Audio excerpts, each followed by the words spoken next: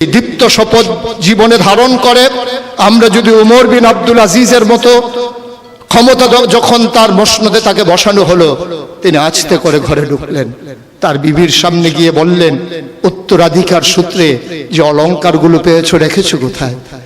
অলংকারগুলো কাঠের বাক্সে ভরে যখন তার সামনে এনে দেওয়া হলো, বলছিল এর ভিতরে আমি রক্তের গন্ধ পাই, এর ভিতরে আমি বাতিলের গন্ধ পাই, সুতরাং এই অলংকার তোমার না, এই অলংকার আমাদের জন্য গোলার কাটা, জাহান্নামের শাস্তির কারণ। তিনি সবগুলো অলংকার রাষ্ট্রীয় কোষাগারে জমা দিয়ে চোখের পানি ফেলে দিয়ে বলেছিলেন, পূর্বপুরুষের দায় পরিশোধ করলাম, পূর্বপুরুষের দায় পরিশোধ করলাম। তিনি সেদিন বলেছিলেন, সবার ঘরে যেমন রান্না হবে আমার ঘরেও তেমন রান্না হবে। প্রিয় দ্বীনি ভাইয়েরা, প্রিয় আলেম ভাইয়েরা, আমি যদি এভাবে বলি, আজকে ১৫০০ বছর পরে আজকে আমাদেরকে স্বীকৃতি দিতে হবে কবি ফররুখের মতো।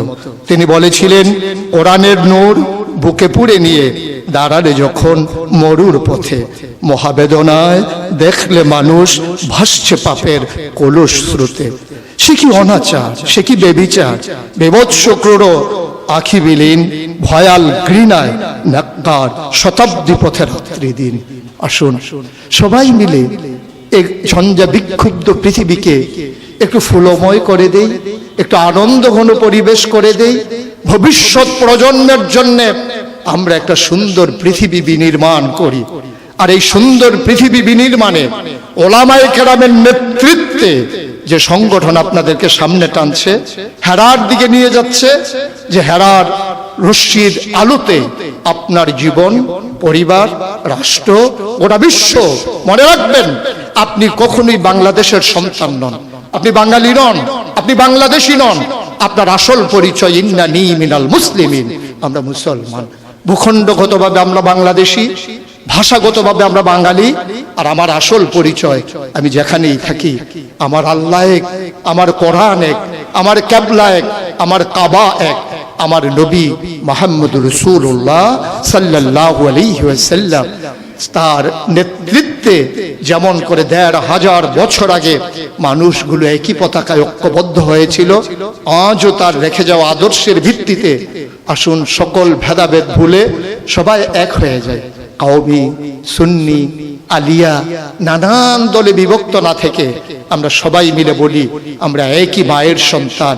সেই মা যদি হয় হাওয়া, সেই মা যদি হয় ইব্রাহিমের স্ত্রী, আমাদের জন্য যারা মা, তাহলেই আমরা মনে করি আমরা একীভূত হওয়া সম্ভব। আসুন ভাগাভাগি নেই, আমি চৌধুরী, আমি সরকার, আমি পেশকার, কোনো পরিচয় আমার আসল পরিচয় নয়, আমার আসল পরিচয় আমি মুসলিম। এটাই হোক মূল মন্ত্র, এটাই হোক সামনের পথ চলার পাথেও। তাহলেই মজলিস সার্থক হবে, তাহলে এই পথ চলা সুন্দর হবে, তাহলেই সময় দেওয়া কাজে লাগবে। আশা করি সে অনুভূতি নিয়ে আমরা এগিয়ে আসছি। আমরা নিজেদেরকে বিলিয়ে দিতে চাই জাতির বিনির্মাণে, আমরা নিজেদেরকে উৎসর্গ করতে চাই সুন্দর পৃথিবী নির্মাণে। তাহলেই সার্থকতা, তাহলেই সুন্দর। আমরা তো নিকৃষ্ট কোনো জীব নই, আমরা আশরাফুল মাখলুকাত, মানুষ।